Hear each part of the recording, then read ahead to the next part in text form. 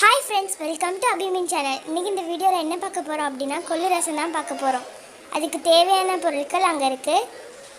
இப்போ இந்த கொள்ளை வந்துட்டு வறுத்து எடுக்க போகிறோம். நல்லா காஞ்ச பாத்திரத்தில் வறுத்து எடுக்கணும். அது வந்துட்டு நல்ல ப்ரௌன் கலர் வர்ற வரையும் நம்ம நல்லா வறுத்து எடுத்துக்கணும். இப்போ பாருங்கள்,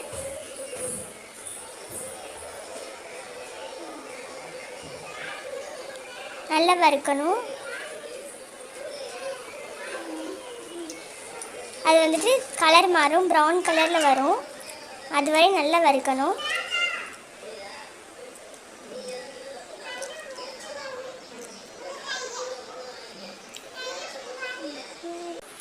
இப்போ நல்லா வறுபட்டுருச்சு. இப்போ தனியாக பிளேட்டுக்கு எடுத்து வச்சுக்கலாம்.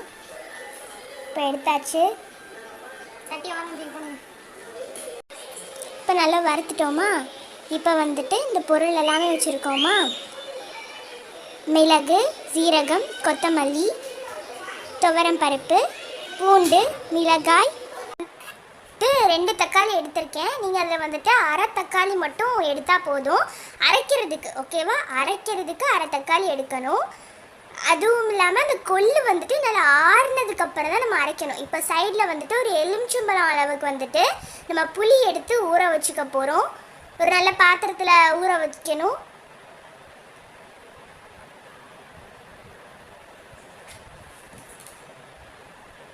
தண்ணிக்குள்ளே போட்டு ஊற வச்சிடணும். அது மாதிரி மிக்ஸி ஜார் வந்துட்டு எப்படின்னா நல்லா காஞ்சி போய் தான், அதாவது ஈரம் இல்லாமல் இருக்கணும். நம்ம வந்துட்டு தண்ணி ஊற்றாம தான் மிக்ஸி ஜாரில் அரைக்கணும். ஓகேவா?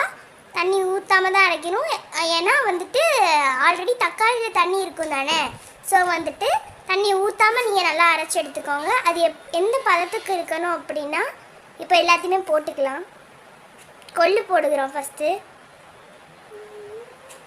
அடுத்து மிளகு, சீரகம்,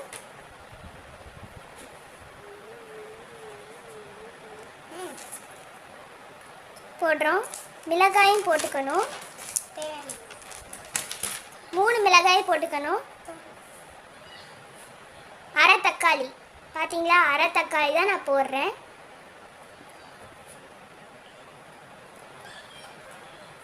இப்போ இதை மிக்சியில் போட்டுக்கணும். அது நான் அதை 2ஆக வெட்டுறேன்னு நினைக்கிறேன். ஆமாம், 2ஆக வெட்டி போடுறேன். ஏன்னா அரையணும்ல, அதனால் 2ஆக வெட்டி போடுறேன். நீங்கள் வந்து தண்ணி ஊற்றாமல் அரைங்க ப்ளீஸ். தண்ணி ஊற்றாமல் அரைங்க. ஏன்னா வந்துட்டு அதுலேயே தண்ணி இருக்கும். உப்பு சேர்த்துக்கணும். தேவையான அளவு உப்பு சேர்த்துக்கோங்க. உப்பு மறந்துடாதீங்க, உப்பு சேர்த்துக்கோங்க.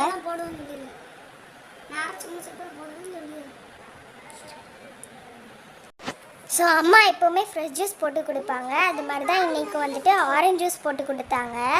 குடித்தோம். ரொம்ப வேலை பார்த்துருந்தேன்னா இப்போ வந்துட்டு அந்த இதை வந்துட்டு நல்லா பெருன்னு அரைச்சி வச்சுக்கிட்டோம். பாருங்கள், அரைச்சிக்கிட்டோம். இந்த பதத்துக்கு அரைக்கணும். கொரன்னு, அதாவது கொரன்னு. இப்போ பேனில் வந்துட்டு எண்ணெய் ஊற்றி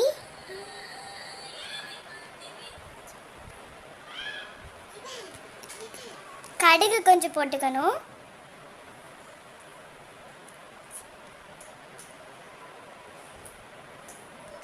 அப்புறம் சீரகம் போடணும். இப்போது கடுகு பொரியுது. இப்போ நம்ம சீரகத்தை ஆட் பண்ணிக்கலாம். கொஞ்சம் பொரிஞ்சதுக்கப்புறம் ஆட் பண்ணிக்கணும். பாருங்கள், நல்லா பொரிஞ்சு வருது. சீரகத்தை ஆட் பண்ணிட்டோம். சீரகத்தை ஆட் பண்ணி ஒரு கரண்டி வச்சு நல்லா கிண்டிக்கணும். கொஞ்சம் கருவேப்பிலை ஆட் பண்ணணும். போட்டு கிண்டுங்க. கிண்டினதுக்கப்புறம் பாருங்கள், இப்போ நம்ம புளி இது ஊற வச்சுருந்தோம்ல, அந்த தண்ணியை ஊற்றிக்கலாம். புளி இல்லாமல் நல்லா வடிச்சிட்டு ஊற்றுங்க. தண்ணி மட்டும்தான் ஊற்றணும். புளியும் சேர்த்து போயிடக்கூடாது. பாருங்கள், ஊற்றணும். புளி போயிடக்கூடாது. இப்போ அதில் நம்ம அரைச்சி வச்ச மசாலா இருக்கு இல்லையா, அதை வந்துட்டு நம்ம போடுறோம்.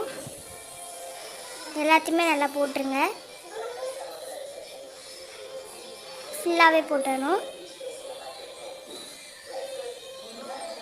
போட்டு நல்லா கொஞ்சம் கிண்டுங்க. கட்டி சேராமல் கொஞ்சம் கிண்டணும். அது அங்கங்கே அப்படி கட்டி கட்டியாக இருக்கும். ஸோ அது கட்டி இல்லாமல் கிளறி விட்டுருங்க.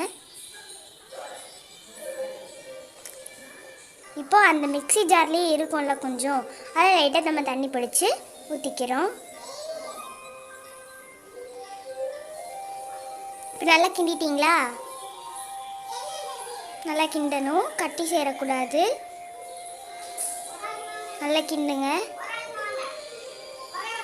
இப்போ நம்ம தக்காளி வச்சுருந்தோம் இல்லையா, ஒரு தக்காளி எடுத்து அதை குட்டி குட்டியானா ரொம்ப குட்டி குட்டியாக கட் பண்ணக்கூடாது. பாருங்கள், நான் கட் பண்ணுறேன். அது மாதிரி கட் பண்ணுங்கள். இந்த ஷேப் கட் பண்ணால் போதும். இப்படி கட் பண்ணி எடுத்துக்கணும் தக்காளியை. இந்த ஒரு தக்காளி எடுத்துக்கணும். ஒரு தக்காளி வச்சுருந்தோம்ல, நம்ம அதுக்கு அரை தக்காளி போட்டோம். இதுக்கு ஒரு தக்காளி எடுத்துக்கோங்க. நல்லா வெட்டிடுங்க. ரொம்ப குட்டி குட்டியாக வெட்டக்கூடாது. ஸோ இப்போ சைடில் ஒரு 2 மிளகாய் எடுத்துக்கோங்க. தனியாக எடுத்துக்கோங்க ஒரு 2 மிளகாய். அதை கீறி போடணும். புரியுதா? இப்போ நான் வெட்டுறேன்னு பார்த்தீங்களா? காம்பை எடுத்துட்டு கீறி போடுங்க. இப்போ போட்டாச்சு. தக்காளி, மிளகாய் எல்லாமே போட்டாச்சு. இப்போ அது நல்லா கொதிச்சு வரணும். நம்ம கொத்தமல்லி வீட்டில் இருக்கும் இல்லையா, அது கொஞ்சம் மேலே தூவி விட்டுக்கோங்க. ஆனால் கிண்டிடக்கூடாது. கொத்தமல்லி மேலே தூவி விட்டு கொஞ்சமாக போட்டால் கூட போதும். நிறைய போடணும் அவசியம் இல்லை. கொஞ்சமாக போட்டால் போதும். இது வந்துட்டு நாங்கள் 15 பேருக்கு செய்கிறோம்.